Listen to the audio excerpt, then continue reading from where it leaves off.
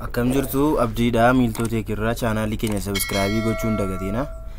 Kutaan itti aanu akka yeroon isin bukkee ga'uuf immoo mallattoo notification tuquu hin dagatina. Kan wajjiniin ilaallu akkamittiin isitu programii keenya yookaan immoo koodii keenya jalqabaa JavaScript dhaanii setup gochuu dandeenya isa jedhudha jechuudha. Kana ilaaluudhaaf fakkeenyaaf hello oromiyaa kan jedhutu wajjiniinitu hojjenna jechuudha. Akka display ta'utti haala kamiin isitu documentii HTML keenya keessatti kamittiin akka display gochuu dandeenyu wajjiniin ilaallaa jechuudha.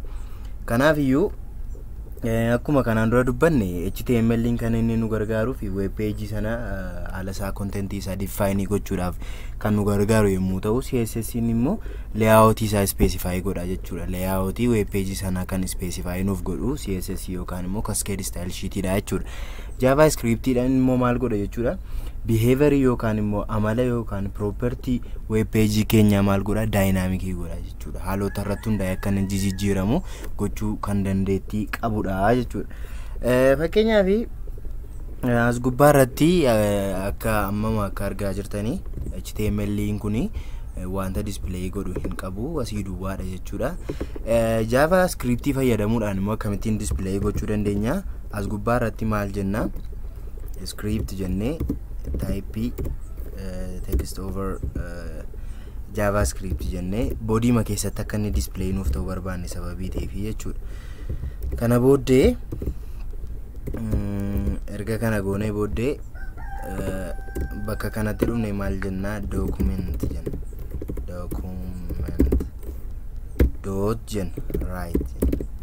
As keessatti wanti isin dubbachuu qabdanii amma nuuni kan nuun barreessaa jiru HTML osoo hin taane taagii HTML kan nuun fayyadamne script ishee jettu kanadha jechuudha. Garuu as keessatti wanti nuun barreessaa jiru maali? Documentii JavaScript dha jechuudha. Jechuun documentii yookaan koodii JavaScript dha jechuudha. Bakka kanatti kan barraa'uudha qabu.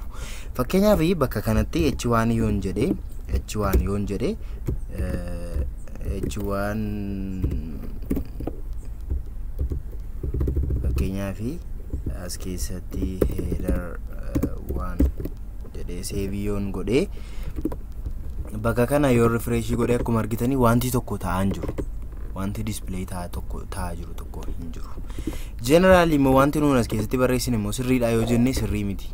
Sababiin isaa nuun as keessatti kan nuun barreessaa jirru HTML dhaanidha. HTML taagii barreessaa jiru. As keessatti kan barraa'u qabu garuu documentii JavaScript qofadha jechuudha.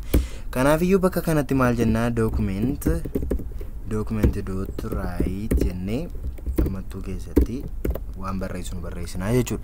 Document isheen jettu kuni maal referii gochaa jirti? HTML documentii referii nuuf gochaa jirti jechuudha. Kana jechuun documentii kana keessatti yookaan immoo HTML isa bakka ammatti barraa jiru kana keessatti maal naa godhi? Write yookaan immoo akka inni display godhuufidha jechuudha. Isheen kun immoo metodiin kun yookaan functioniin kun kan isheen nu gargaartu.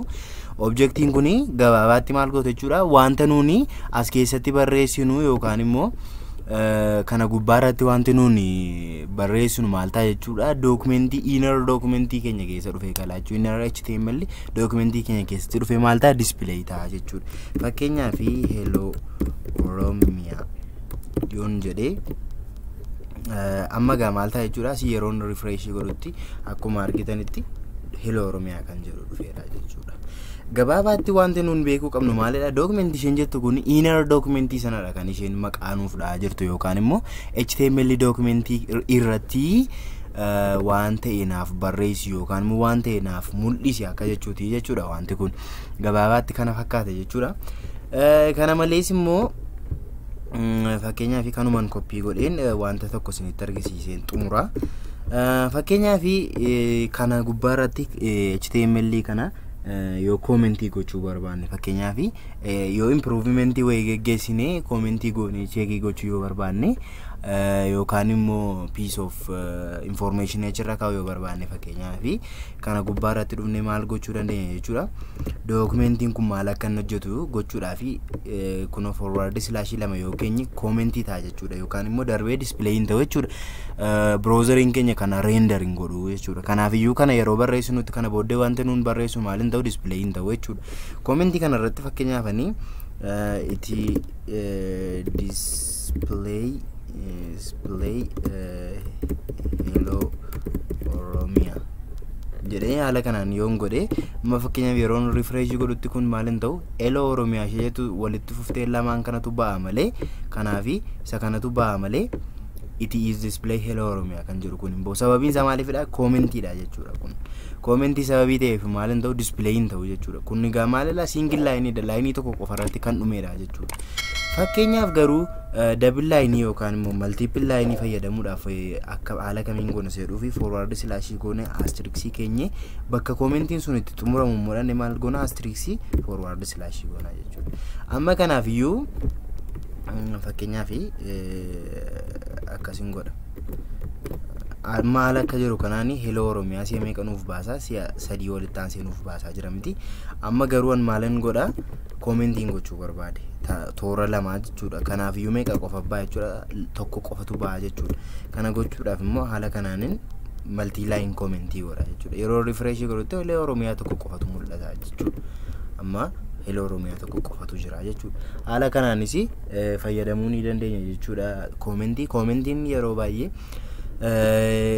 shaakalaaf yookaan yaaliidhaaf commentiin ni ta'a garuu in actual yeroo hojii garaagaraa jennutti informationii commentiidhaan kaa'uun gaarummaa hin qabaatu jechuudha qaama sadaffaa harka galee jennaan wanti suni wanta hamaadhaaf nu geessu sababii danda'uu fi of eeggannoodhaan fayyadamnuun dhaamsa kiyyadha kun Miltoo Tech ture chaanaalii keenya subscribe gochuu hin dagatinaa kutaa itti aanuu walitti deebinaa galatooma